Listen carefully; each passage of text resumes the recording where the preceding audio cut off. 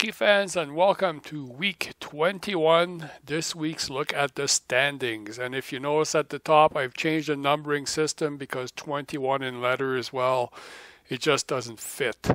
So I went to numbers. I think I'm just going to stick to that from now on, including next year.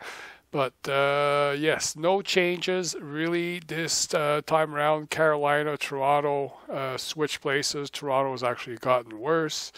And despite winning 5 games in a row, the Senators are still in 11th place. They're still 64 to 71. They're still 7 points out of a playoff spot. 2 games in hand, though, so if they win that, they'll get much closer. And the Boston Bruins won 2. So let's start at the top. Montreal 7-1-2, won 4 games, 87 points, leading the Eastern Conference. Tampa Bay Lightning 82 points. They lost their last game. Detroit Red Wings 81 points, 5-3-2. Won their last 2. Now, there's a switch for Detroit. They weren't doing so well in their last 10 the last time. The New York Islanders 6-3-1. They continue to buzz along, although they lost their last game. The New York Rangers 8-1-1, doing extremely well, lost their last game. Pittsburgh Penguins finally getting their act together, I guess, slowly. 6-3-1, won their last 4 games. So things are better for them. Washington Capitals, they haven't moved from 7th place. Top wild card, 6-4-0, won their last game. Boston Bruins won their last 2. 3-5-2, still not a stellar record. Florida Panthers, they've been up and down, 4-4-2, won their last 2 games. Philadelphia Flyers, 65 points, won their last game, 4-3-3. And the Ottawa Senators won 5 games, 7-2-1, best record in the National Hockey League, and they still are not going to make the playoffs, it looks like. And the New Jersey Devils, 62 points, 5-4-1, won their last game. Columbus lost their last 4. Carolina have won 3. They'll never get out of the basement. They're 6-4-0, believe it or not.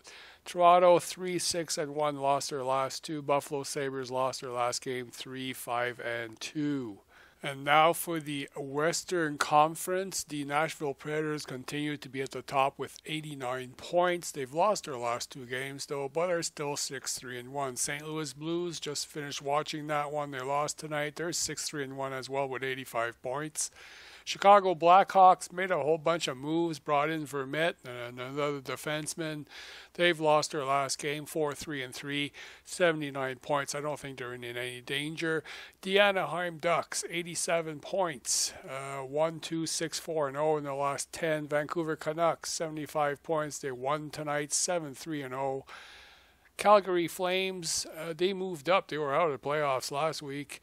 70 points, moved up 3 spots, 4-5-1, lost their last game. Winnipeg Jets won 1 game.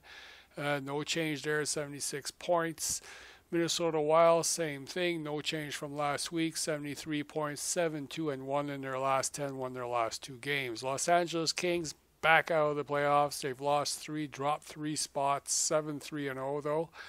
The San Jose Sharks, 68 points, no change, 2-7-1. They lost badly tonight, or against the Senators on Saturday. They've lost their last 3. Colorado Avalanche moved up a spot, 5-5-0, lost their last game. Dallas Stars lost tonight, saw that one, 3-5-2, dropped a spot. Arizona Coyotes, no change, 47 points. Edmonton Oilers, 46 points. Lost their last game. Oh yeah, Arizona's lost 9 now. So the difference between the top and the bottom, 89 points and 46 at the bottom, that is pretty well half.